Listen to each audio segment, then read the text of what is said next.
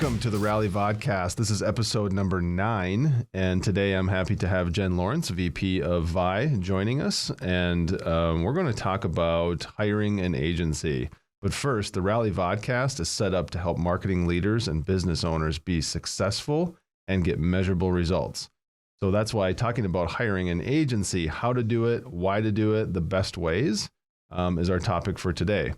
And our guest, Jen, is a 20-year veteran in the agency business. And over half of that has been at Vi, and now leading Vi, a team of over 40 people and a Hubspot partner to growth. And the result of that growth, or the reason for that growth, is a direct result of the results that you've delivered to clients. So I did some thinking before this vodcast today, and I think you have built successfully over 100 detailed marketing strategies. And the vast majority of those have resulted in dramatic inclines in traffic, engagement, and closed sales. And so most of those reports have a sharp incline up and to the right, and I've witnessed that firsthand. So I'm really excited to have you on because of your perspective can be shared out to the internet, the masses, on just how to do this, how to hire an agency and how to truly get results. Because as we've discussed before, we're human beings, and we're human beings that need to be inspired, and we need to have clear vision and expectations. And it's much less about the contract and the tactics and all of the components that go into it. And so I want to kick off with that is, what are some of the most successful things that clients have done that have inspired you to do the best work? So what clients have done? So you want to know, like, how do they get the most out of their agency? I think is what you're asking, right? Yep. What I've seen is the inspiration back is like, we thrive on like, give us a challenge. So here's where we want to go. Here's how we will measure success. So you could call that painting a vision. And what we really love and have had success with is like when they maybe don't know how to get there, but they know where they want to go. And so we can use all of the tools and people to look at the data and get creative and create and execute to really have results. So knowing where you want to go, and then inspiring your agency to help you get there, and not micromanaging and nitpicking and tearing apart things that they don't know. I've seen clients, so that's on the not successful side, is where they're like, oh, this won't work or that won't work, but that's really contrary to why they even hire you in the first place. So sometimes it's just like letting those experts do what they do and trying, and then changing. Yeah. So if I was a marketing director, business owner, executive inside of a company, and maybe I had some turnover, maybe I'm looking to grow, and I am considering or exploring or researching hiring an agency. From your perspective, what are the top 2 to 3 benefits that people usually see after they hire an agency? They definitely see movement. That's one thing, because agencies have a whole staff of people that typically companies can't afford to employ full-time all of those roles. And agencies do is that you get a lot of movement and a lot of action really, really fast. And so the things you've had on your wish list for years get done, the results get done, and a lot of innovation. So it's all that outside thinking and perspective, because usually agencies have many companies in many industries and have seen so many things that they can very quickly give perspective and a strategic plan of action and then execute on it. Well, I didn't think we'd jump into this until a little later on, but something you just said triggered the thought for me, which was, when you see that immediate action or benefit right away because of some outside perspective, do you often run into the a little defensiveness on the team if there's a marketing department, where maybe they're feeling like you're stepping on their turf, or we've already tried that, we've done it that way before, how could you possibly understand our industry? Do we run into that? All the time. So we try to have those discussions up front. And when we're building a strategy, we are always looking at the partnership side. Like, what are you going to take? What are we going to take? We still like to be in that sort of advice from best practices seat. But when our partners can look at it from like, we're all in this together and not this is yours or this is mine. But we see it all of the time where they feel threatened by it instead of like, oh, great, now I just have more people on my team. Those are the ones I've seen really successful, is that they all of a sudden just think like, I have a whole new team that I can go to instead of like they're outsiders. So big takeaway right there is looking at an agency as an extension of your marketing team and not separate. Mm-hmm. And I'm imagining that you've seen some trends or things that people have done over time to make that feel more like we're all part of a team. Mm-hmm. And probably some of that opposite, where maybe marketing director or executive keeps the agency out of sight, mm-hmm. and then comes in with like, well, what if we did this? Which there's no input, there's no buy-in. What are some of the things you've seen marketing leaders, I'll just say sales and marketing leaders, do to get the in-house team to feel comfortable and have buy-in to work collaboratively with the agency? Yeah, definitely inclusion. Bringing them in to be part of the concepting, the strategy, instead of tactics. I think any agency anywhere, when you just bring them in for the tactics, it's really not inspiring. It's really hard to get motivated, and that's what we do. We're a group of people who think about things in different ways, and so when you miss the why and the passion around that, it's really hard to do exceptional work. So being included, I think, is really important. We've done a lot of team building exercises with our clients where we'll go on an offsite and get to know each other. We'll have happy hour. We'll do personality profiles and understand how we work and talk about those things.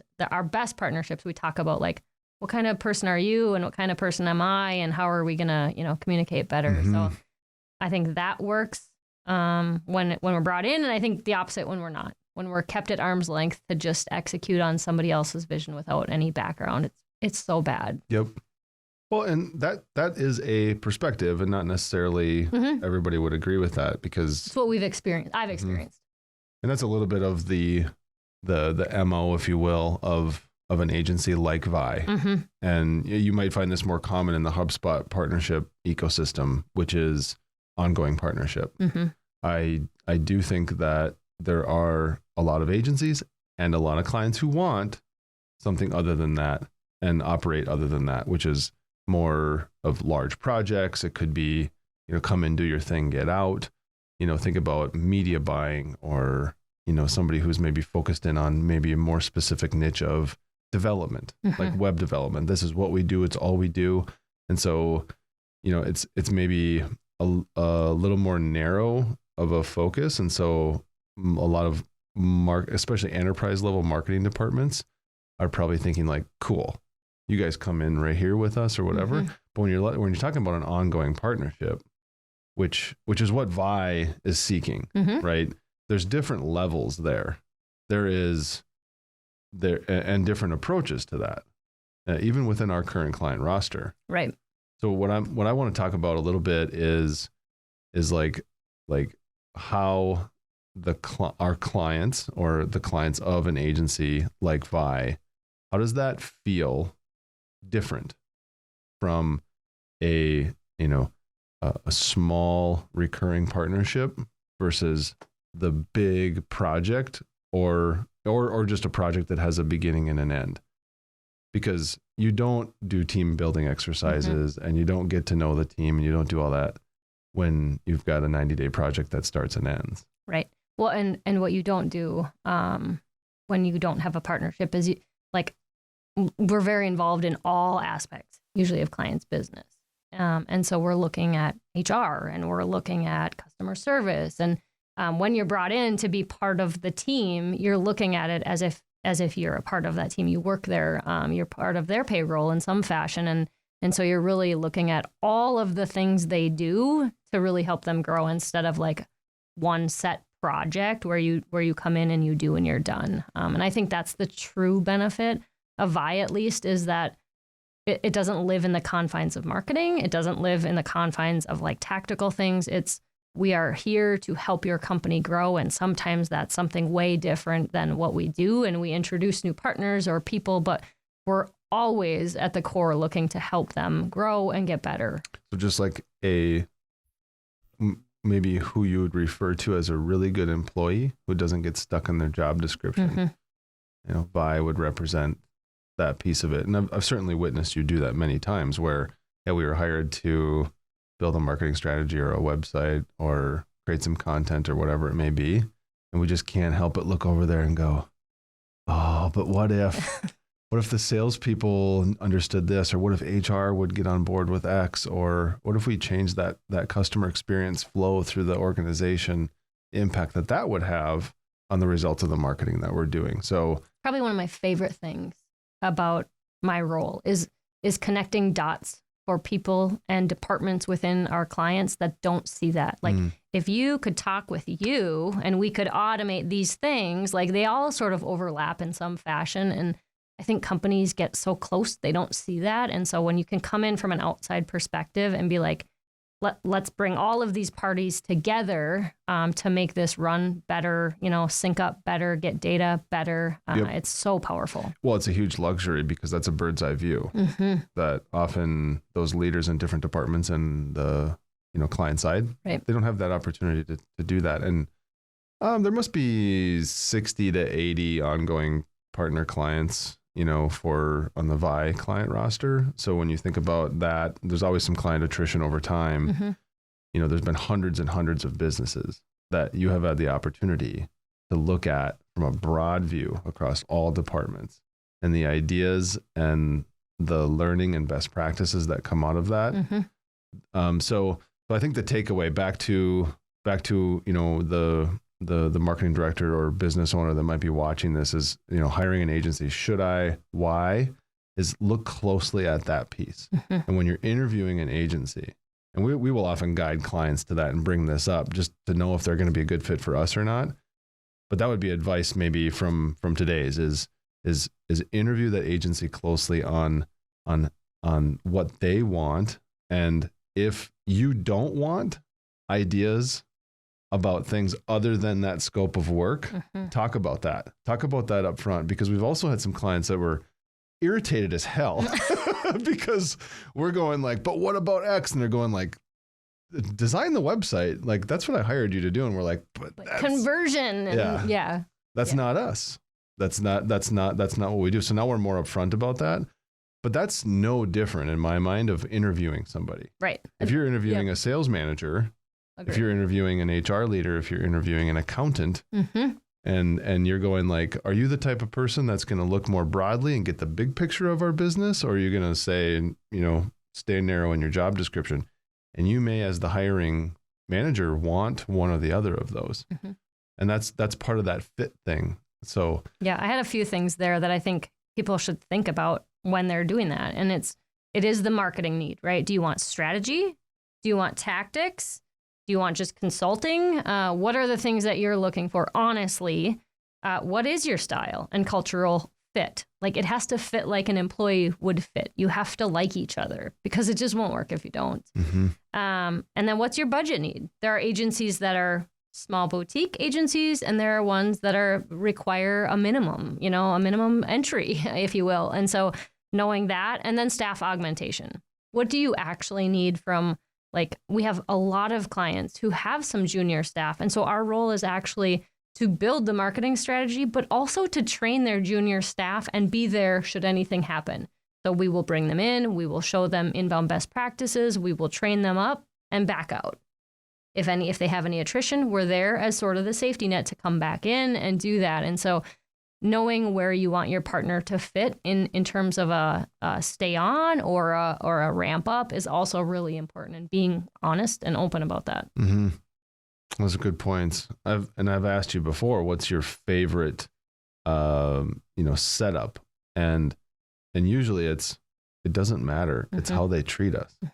It's not, because there are engagements we have where there are budgets in the hundreds of millions, revenues in the hundreds of millions, and marketing budgets in the millions. And, Vi may play a very small role. And there's also ones where we are their marketing department. We are their full outsourced in-house marketing team. And so we run that gamut. So it's not necessarily all about that, but it's about the way they treat you. The way they treat you and the way they and I guess it probably falls in there, but the way they respect your ideas, and allowing some room for creativity, and new ideas and innovation. I think that is where we thrive. I thrive, is that just giving some autonomy to think different instead of putting the box on right away. Mm-hmm. Yep. So if you're thinking, maybe you had some turnover recently and you're thinking about hiring an agency, maybe get that right in your mind first. Mm-hmm. Is get that right. Is do I want them traveling outside of the more maybe tactical things, like write 6 blogs, post on social, buy these paid ads? If you're like, do that and do that only, ask the agency and talk to them about that up front. Mm-hmm. You might be better off hiring a freelancer. Mm-hmm. You might be better off, going on Upwork and just finding someone to do the work, keep their head down and move on. But I think an agency, and this is again, just my view, not all agencies maybe think like this. I know they don't, but an agency is, you're getting the experience and thoughts and perspective and worldview of some human beings that are probably going to bring value outside of those blogs and social posts and paid media or whatever tactics you're doing. And that's the value of hiring an agency. And I think you should know that before you're hiring one. And that's a good tip on how to hire an agency, is think of it as a job interview.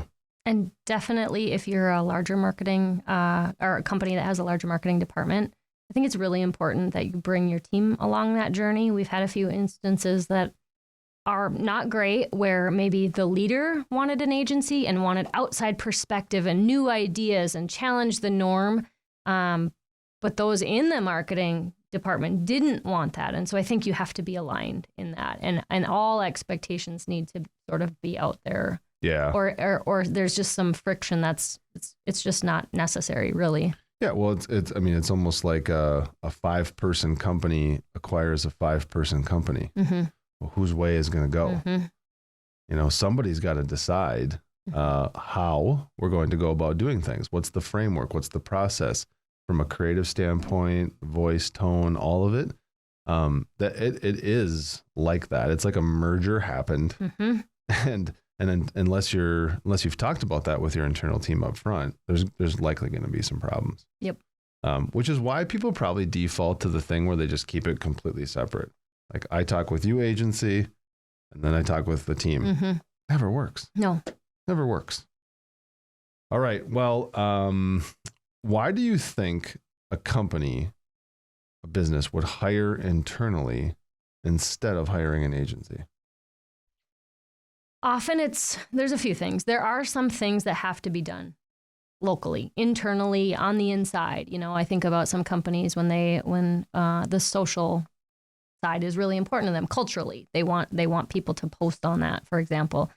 Sometimes you need inside people to know intimately what's happening. So I think that's why. And I think the reality, though, is most of it's fear. They think nobody will ever understand my business. Nobody would ever be able to write. My company is so unique and my company is so different. And, I think I hear that almost in every client relationship, is like, oh, well, our business is really different. And the way we do things is really complicated and you guys would never understand. And it really is like onboarding a new employee. It does take time. You do need to train them. But it is not impossible. I don't know why it would be seen any different than bringing on a new person, training them, getting them in and shadowing in the same way. Yeah. So when you hire a new in-house person, and I know the answer is very different depending on their role. Mm-hmm. Developer versus designer versus a writer. It obviously at some point it can make sense. But that aside, is hiring a full-time employee that comes on when that person, there's obviously there's payroll tax, and there's a fully loaded benefits package, and there's there's PTO, and that person can leave, and then you have this period of time where there's turnover and nothing's getting done, and you have to rehire it. But we've also helped a lot of clients hire those people, help train them, guide them, because sometimes it becomes just so obvious that would make more business sense. Right. And sometimes it's dollars and cents too, where paying an agency versus hiring somebody internally, but yet keeping that engagement and relationship is smart. However, there's also a lot of times where you see this need where I just want to have it in-house because they'll get me. And it's time. I want to control that time and timeline. I don't want to work on somebody else's schedule or plan ahead. That's what I always see. Like, no, I want it today. And usually an agency has a week or 2 weeks or more turn time. They've got an agenda, and they're scheduling things out. Yeah, so the shoot from the hip style, which you'll find in small to medium-sized businesses more often, but some enterprise too, where you get up into the hundreds of millions, where they're just going like, I have an idea today. I want to swing by someone's office. I want to drop it on them, and I want to see that post or email go out tomorrow.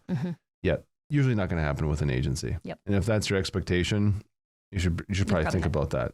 A good agency, and I've seen a lot of agencies do this really well, is the planning piece. So you also should know that if you're considering hiring an agency, the amount of planning and the detailed level of it will likely be different than you've experienced in the past, if you haven't. And that can be really uncomfortable for a lot of people. But back to the hiring in-house thing versus outsourcing it. From my view, I'm curious if you agree. From my view, it's actually safer to do that versus the in-house person when you're talking about continuity. Because that's a big disruptor for a business. When you got to go dark on social for a while, or you can't stay up with your content or respond from a PR perspective or whatever that is, and you're in turnover mode, especially if you're the CEO and or owner or president, and you've got marketing director reporting to you, what I've found is when you work with an agency, especially one that gets above 25, 30, people, they've got backups. And you shouldn't notice when someone's on PTO, right? Because the agency's responsibility is to either get that work done ahead of time or have the backup, or when someone leaves. And we've certainly had, like any company's had, we've had turnover, and we've had periods of higher turnover than others. And I think we've gotten a lot better as an agency about minimizing, that disruption to our clients. And planning ahead for, redundancies and backups. So that's a piece too that I think I would consider if I was hiring an agency, is the depth that they would have on my account. I don't know that it's a one or the other, because it really depends. And so I think our best clients have somebody internally. It's not like you don't need that, but I think when you turn on or turn off an agency relationship, it's really hard to turn that back on if you turn it off. And so I think having some continuity there is good, so that they can be your advocate and resource depending on what's happening in the moment. And so with some of our clients, that changes. So sometimes we're training, and other times we're doing a special project, but being there as sort of that steady in whatever way is good. And then I would say we are often telling our clients, this thing makes sense to do in-house. Just trying to look at it from, there is only so many dollars available for our clients. And so we're always looking at the need and deciding what would be cheaper, better in-house versus with us. And then being the partner, though, to help them find that person, train that person, and be there if something should happen. So I do think it's sort of a both situation most of the time. Yep. All right, a couple more questions. How much does it cost to hire an agency? This is a question a lot of people have. And I think the fact that they ask it is already showing us a lot.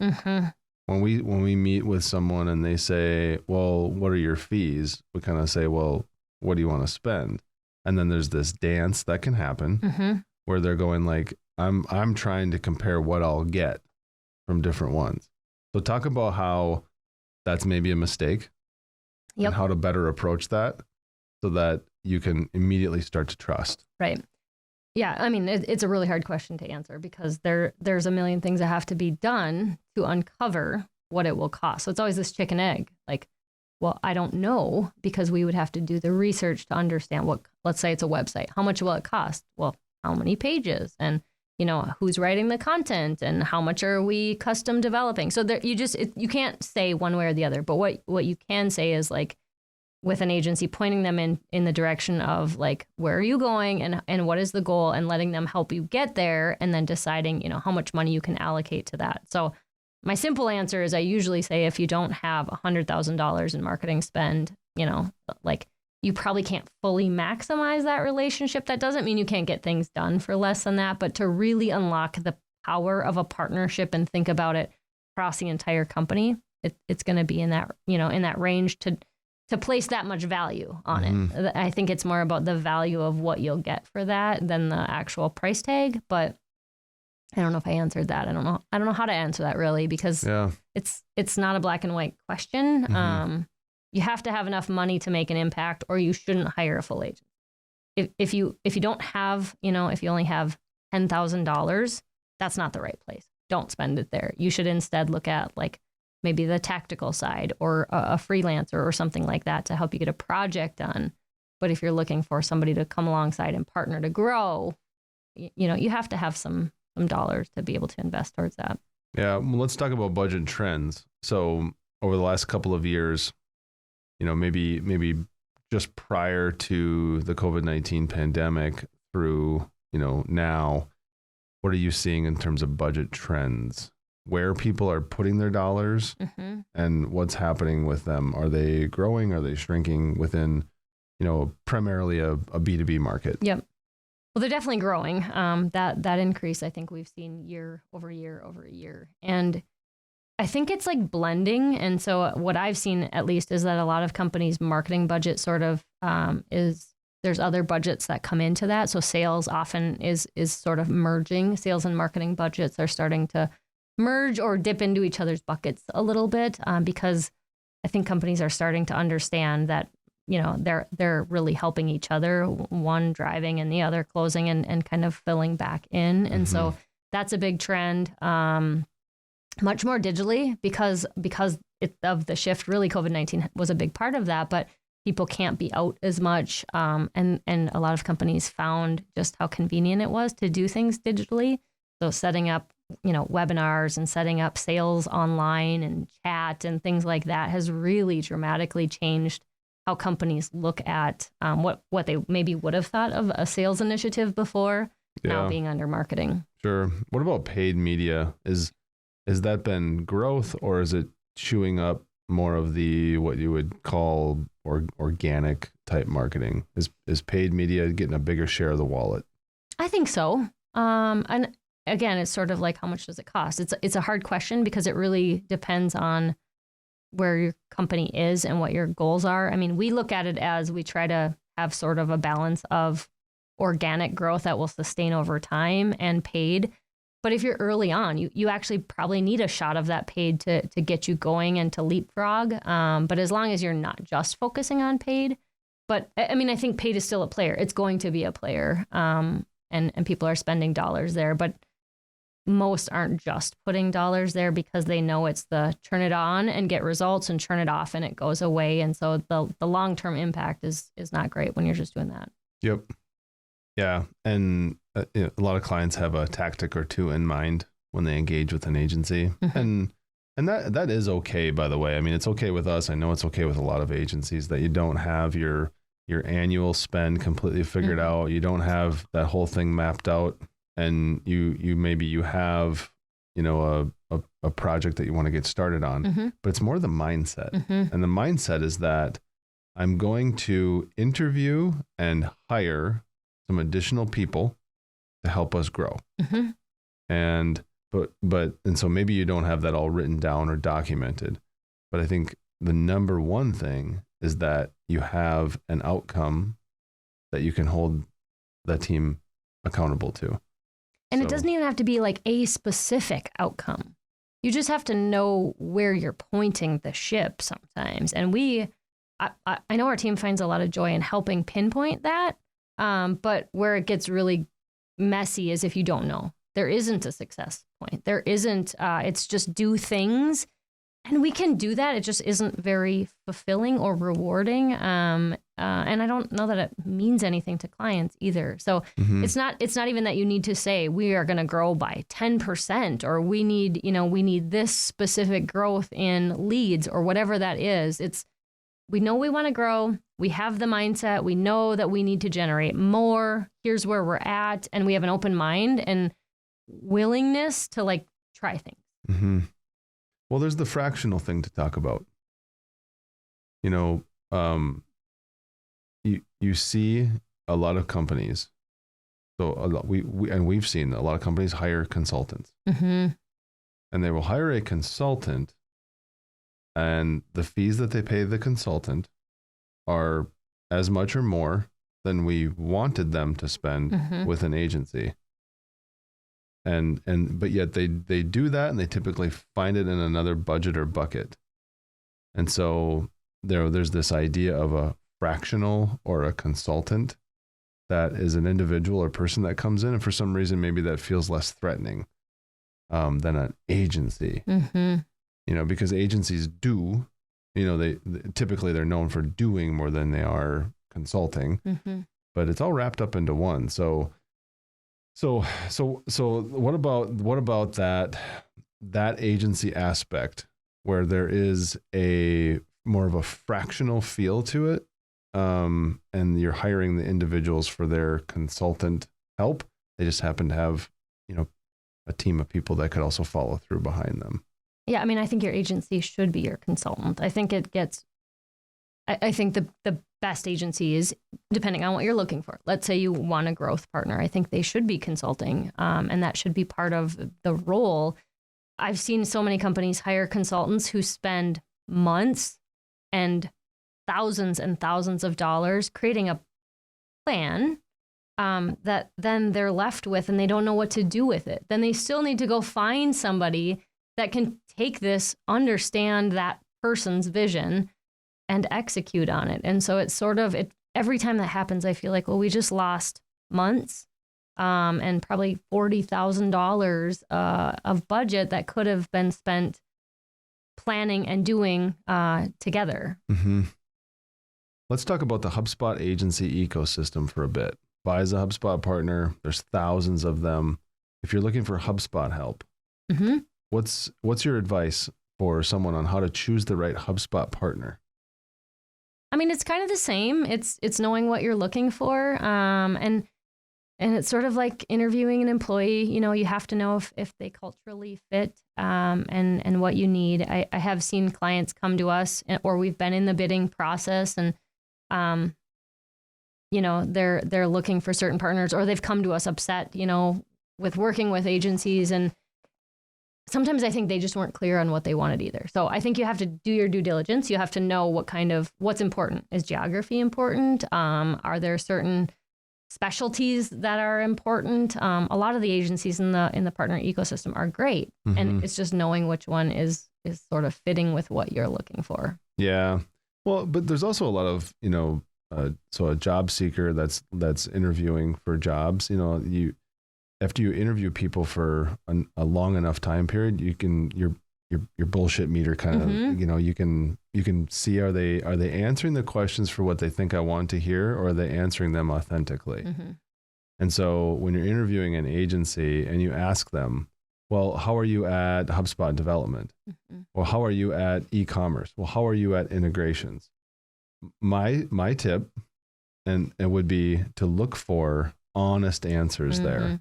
And we've learned that over time to really lean into that, because we also know that the end result is a bunch of unhappy people on both sides, that it usually doesn't end well when you take on work that you probably shouldn't. Yeah. So we've grown a lot in our capabilities at Vi, but there was a time when if there was a heavy integration, we would have said no. Now we wouldn't, but there was a time where we would have said, oh, that's not us. And it can be uncomfortable in that call or whatever, but I would definitely advise if you're looking for an agency is to look for that, just like you would in an interview where you ask some questions and someone is, kind of telling you what you want to hear because they want the job. Mm-hmm. And it's like, that's not healthy for either side. Well, and knowing what they can't do is really important. Even if you still sign up for them, it's knowing like, okay, we're not good at these things. We've had that conversation with clients all of the time. Like, these things you're going to want to find somebody we can help you, but we're not good at. But that doesn't mean that we're not the right partner. It just means we're being honest because we're both invested in doing the right thing. Yep. Yeah. So when you interview an agency, which is it's interviewing human beings, what they are going to bring to the table, and all right, this is generally what I'm hoping to get out of this equation, out of this partnership. If you're saying, and you can't do the softball interview questions like, what are you not good at? Right. It has to be more like, hey, we're also looking for this and this and this. And if you're broad enough and it's like, we're the best and the most amazing at all of those things, I would start to second guess that a little bit and say, you know what, maybe they're trying to hit their billing goal for the month. Maybe they're trying, or the quarter, maybe they're just desperate right now to get some billing in the door and they need the job. And they're just trying to say the things that you want to hear as the client to get them on board. That usually spells disaster. It usually doesn't end well because they're taking on work that they shouldn't have. And are there some agencies with hundreds and hundreds and hundreds of people where it's likely true that they have high level of expertise in 9 out of 10, practice areas? Yeah. Yep. But you're also now hiring a really, really big agency, and that might not be what you want as a small to medium sized business. You might want a little more attention than that. You might want to be a little bit more important to them. You might want to develop deeper relationships and not have, dozens and dozens of people, touching your account. So that's a big takeaway. Well, and asking those questions that get you there. Who is my point person? How often do we meet? What format do you put this in? How much communication will I get? It's asking all of those nuances that you maybe wouldn't even think about asking, but will become very, very important once you're in the relationship. Yep. What is your turn time? How soon of a response can I expect from you? Yeah. We've learned those the hard way of having those up front, because sometimes we have clients that have said, I need a next day on every request. It's just not who we are. Yeah. We don't operate that way. Well, I'm not saying to be rigid on it and say like, if the agency doesn't know immediately and respond like what they suck at, that it's a deal breaker. But it is a level, I think, of maturity in an agency where they know, and they know right away. When you ask someone like, hey, what are you guys not good at? And they go like this and this. When you see that level of conviction and confidence in it, I think that's a good sign for an agency that they understand themselves, they understand their capabilities. Yep. And I've certainly seen you do that very, very well on a number of calls where we're just open and honest about it, because in the end, we're people working with people. Right. And we want, if we're hired, we want to exceed their expectations, right? We want to do extraordinary work. And we want it to be meaningful and have an impact. And so if we're just taking the billing and it's not something that we're great at, we can't do that. So it's a no. Well, and we have so many people here that we're looking out for, and they have to feel that, and they have to be inspired by it. Yeah. Because that's all we have is our thoughts and our ideas and our inspiration and what we can do for them. Yeah. Not selling a widget. Yeah. That's a great takeaway on how to hire an agency. So in closing, I would love to know what's your favorite part of your job? Oh, God, there's so many favorites. I love business strategy. So I love the unlocking, like, point me where you're going and let us go wild on finding a way to get there and digging deep and looking at data and really just kind of rallying the team to figure out what it's going to take. That for sure is my favorite. There are millions of other things I love about my job. I'm very fortunate, but that's pretty cool. To know the impact that you get to make on a company is pretty awesome. Very cool. Well, thanks, Jen, for joining us today on the Rally Vodcast. I appreciate your time. Thank you.